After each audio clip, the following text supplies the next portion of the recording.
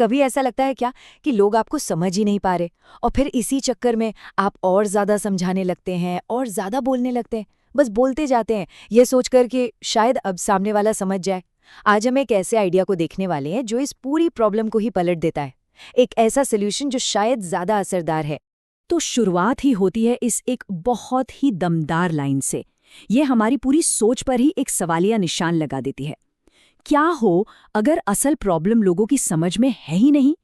क्या हो अगर असली दिक्कत ये है कि हम कितनी आसानी से खुद को हर किसी के लिए अवेलेबल कर देते हैं, हर किसी के सामने खुद को पूरा का पूरा खोलकर रख देते हैं?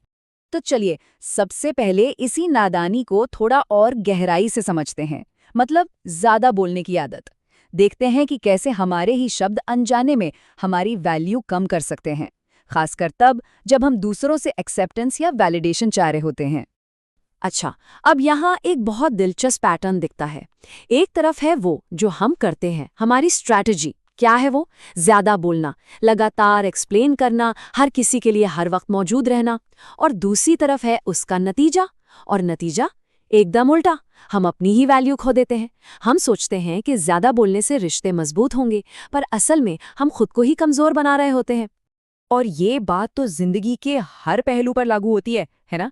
जो भी चीज बहुत आसानी से मिल जाती है, उसकी कीमत अपने आप कम हो जाती है। और ये सिर्फ बाजार के सामान पर नहीं, बल्कि हमारे शब्दों पर, हमारी मौजूदगी पर, हम पर भी उतना ही सच है। इसका सीधा सा मतलब यही है, अगर आप हर समय हर किसी के लिए मौजूद रहेंगे तो आपका आकर्षण खत्म हो जाएगा। ये ह्यूमन नेचर है। हम उसी चीज की तरफ ज्यादा खींचते हैं जो थोड़ी रहस्यमयी हो, जिसे पाना थोड़ा सा मुश्किल लगे। तो अगर ज्यादा बोलना काम नहीं करता, तो फिर इसका जवाब क्या है? यहीं पर ठहराव का जादू सामने आता है। चलिए अब ये समझते हैं कि कैसे एक शांत, एक सेंटर्ड प्रेजेंस किसी भी शोर शराबे से कहीं ज्यादा पावरफुल और अट्रैक्टिव हो सकती है। ये लाइन बहुत गहरी है। अट्रैक्शन आवाज से नहीं, ठहराव से पैदा होता है। ये उस शांत शक्ति की बात है जो बिना कुछ कहे भी महसूस की जा सकती है। जरा सोचिए, एक शांत गहरी झील और एक तूफानी समंदर, ज्यादा गहरा कौन लगता है? लेकिन एक मिनट, यहाँ ठहराव का मतलब चुपचाप बैठना या पैसिव हो जाना बिल्कुल नहीं है। ये एक एक्टिव स्टेट है। ये अंदर से शांत और कंट्रोल्ड होने की स्थिति है। एक ऐसी मौजूदगी जिसे खुद को साबित करने के लिए चीखने चिल्लाने की जरूरत नहीं पड़ती। और जब ये अंदरूनी ठहराव आ जाता है ना, तो एक कमाल की चीज होती है। आपके शब्दों में अपने आप एक वजन आ जाता है। आपको अपनी बात मनवाने के लिए ऊंचा बोलने की जरूरत नहीं पड़ती। लोग आपको बस सुनते हैं, क्योंकि आपकी उस शांति में ही एक ताकत होती है।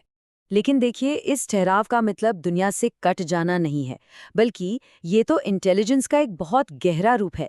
इसे यहाँ चालाकी कहा गया है, पर उस नेगेटिव सेंस में नहीं जैसा हम सोचते हैं। यहाँ इसका मतलब कुछ और ही है। तो फिर ये असली चालाकी क्या है? ये असल में टाइमिंग की कला है। ये जानना कि कब बोलना है, ये जानना कि कब रुक जाना है, और सबसे जरूरी ये जानना कि कब पूरी तरह से चुप रहना है। ये किसी को धोखा देना नहीं है, बल्कि अपनी एनर्जी को सही समय और सही जगह पर इस्तेमाल करने की कला है। ये एक बहुत बहुत बड़ा सबक है। जब हम हर छोटी बड़ी बात पर रिएक्ट करते हैं, हर उकसावे पर जवाब देते हैं, तो हम अपनी शक्ति का रिमोट कंट्रोल किसी और के हाथ में दे देते हैं। फिर हम अपनी जिंदगी नहीं जी रहे होते, हम बस दूसरों के एक्शन पर रिएक्ट कर रहे होते हैं। पर यहाँ एक बहुत जरूरी बात समझनी होगी, हर खामोशी पावरफुल नहीं होती। कुछ खामोशी डर से पैदा होती है, तो कुछ ताकत से। खामोशी के पीछे की नीयत, उसका इरादा ही उसके मतलब को पूरी तरह बदल देता है। आइए इस फर्क को समझते हैं। ये स्लाइड इस फर्क को एकदम साफ कर देती है। एक तरफ है डर से भरी खामोशी, ये कमजोरी है, ये इनसिक्योरिटी दिखाती है और लोगों को दूर करती है। और दूसरी तरफ है अवेयरनेस से भरी खामोशी, जो कॉन्फिडेंस से आती है और लोगों को आपकी तरफ खींचती है। सवाल ये नहीं है कि आप चुप हैं, सवाल ये है कि आप चुप क्यों हैं।